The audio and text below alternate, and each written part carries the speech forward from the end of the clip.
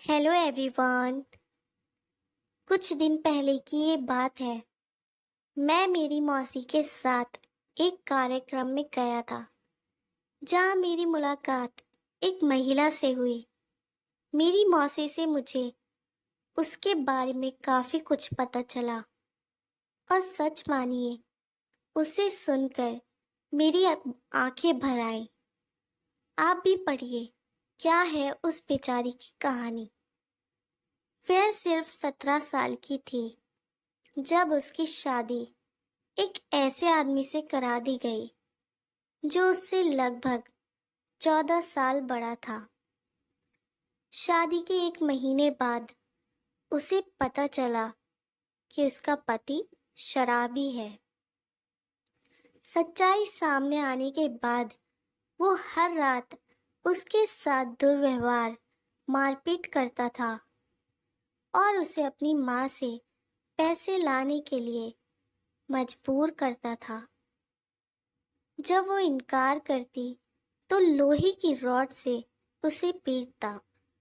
उसने कई बार अपनी माँ को इन तकलीफों के बारे में बताया, लेकिन उसकी माँ ने कहा, ये हर घर की समस्या है और तुम्हें इसे खुद ही ठीक करना होगा या इसको सहन करना होगा। उसकी सास उसके पति से भी बदतर थी और उसे केवल 2 समय का भोजन देती थी और उसे सफाई, कपड़े धोने आदि जैसे सभी प्रकार के काम करने के लिए मजबूर करती थी। कुछ महीने बाद जब वह गर्भवती हो गई तो उसके परिवार वालों ने कहा कि अगर तुमने लड़की को जन्म दिया तो तुम्हें ये घर छोड़ना पड़ेगा। दुर्भाग्य, उसने एक लड़की को जन्म दिया। वह दिन उसकी जिंदगी का सबसे बुरा दिन था और उन्होंने उसे बुरी तरह पीटा और घर छोड़ने के लिए मजबूर कर दिया। ऐसे में कोई क्या करेगा? उसने आत्महत्या के बारे में सोचा, लेकिन उस बच्ची के चेहरे ने उसे रोक दिया। वह जानती है कि उसे अपनी बच्ची को सफल बनाने के लिए कड़ी मेहनत करनी होगी। उसने अपनी सोने की बालियां बेच दी और एक पेपर कैरी बैग फैक्ट्री में नौकरी करने लगी, जहां उसे सिर्फ 150 रुपये 2000 कैरी बैग बनाने के लिए मिलते थे। उसे रोजाना कम से कम 8 से 9 घंटे काम करना पड़ता था।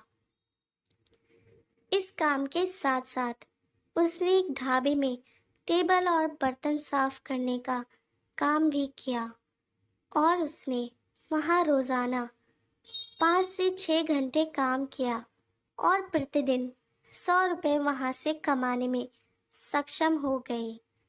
अब वह प्रतिदिन 250 से 300 रुपये की कमाई करती थी, जो उसके बच्चे को पालने के लिए पर्याप्त थी।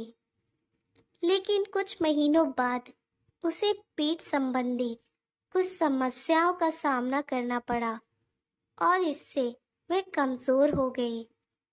इस समस्या के बाद उसे सफाई की नौकरी छोड़नी पड़ी और खिलौनों की फैक्ट्री में मजबूर के तौर पर काम करना पड़ा। इस तरह उसने अपनी बेटी की शिक्षा का प्रबंध किया और अपने बच्चे के लिए जीवन को आसान बनाने के लिए कई काम किए। वह जानती है कि भगवान केवल उसकी मदद करते हैं जो कड़ी मेहनत करते हैं। मैं कल उनकी बेटी से मिला और काफ़ी खुश हुआ क्योंकि मुझे पता चला उसने हायर सेकेंडरी में 93% अंक हासिल किए और वह डॉक्टर बनना चाहती है।